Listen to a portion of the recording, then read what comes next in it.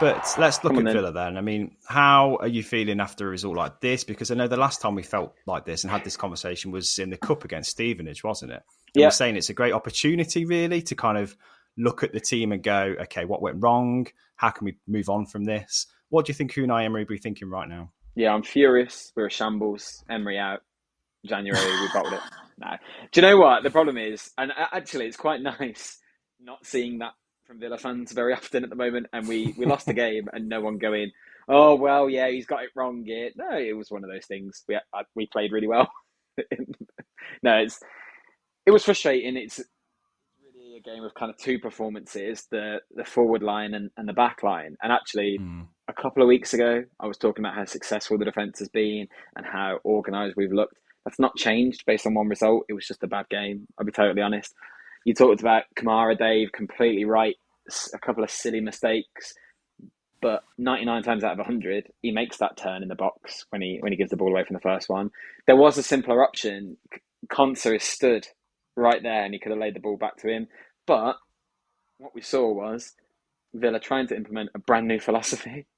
Emery's changing the style of play in the team. It's going to take time to get that perfect, and we've been really good so far. We were good at a lot of areas of that game in this game, but let's be honest, it's still early in the project. We can't be too reactionary to it. It was a frustrating one because we gave Leicester 4 goals. Let's not get twisted. All of those goals were really avoidable. A couple of them because we gave the ball away in silly positions. A couple of them because defenders just didn't mark their man, which is really frustrating. It was Mings' poorest game for a long time. Yeah. Luca Dean looked lost defensively in the first half, and then Moreno came on and he made a mistake as well. So it just wasn't our day. I think that's the easiest way of putting it. I do want to focus on the forward line though, because there were so many positives. First of all, Buendia looked absolutely outstanding. Yeah. I thought he was phenomenal, and I was gutted for him that he didn't get his own goal. The header from the corner, he's so good.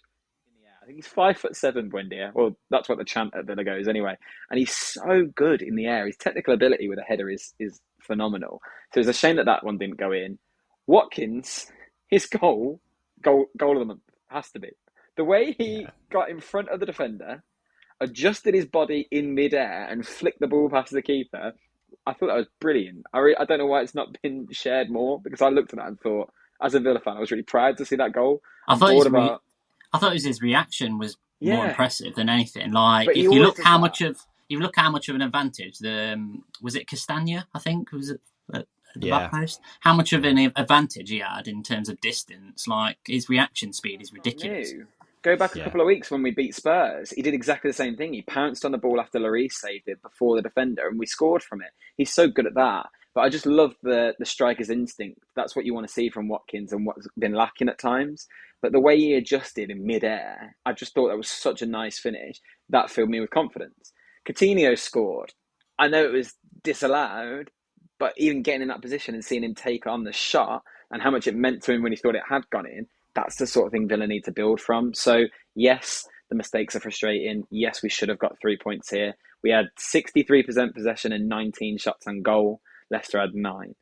We were much the better side. We gave them a win, basically, which is a shame, but I'm not going to stress about it. I'll be totally honest, because I think it's the price you pay for trying to adjust your team's mentality for so long, and that will come. Kamara will have better games. Mings will have better games, and we'll get far more right than we get wrong like that. Yeah, no need to panic then, is what you're saying. No. Just a big learn, I think. And you have to take, when you're on a run like that, you have to take these kind of results as a learn. And, it's the evolution of Aston Villa. They're still only, 5 points off the European places. And again, that's a frustrating thing. It's a missed opportunity to close that gap, isn't it? It is a missed opportunity. If we'd won this game, we would have gone above Liverpool and Chelsea, which would have just been phenomenal for where we are. Amazing. But I think that will come soon. I don't think we'll be waiting long for that opportunity, if I'm totally honest, particularly with the form of some of our players. I know I mentioned his goal, but Watkins just generally is in such good form at the moment. Emery's backed him. He's got him playing again. There's a lot to be positive about from Villa, even in this game. So it's fine. I'm not going to be too stressed about it, as long as it doesn't happen again.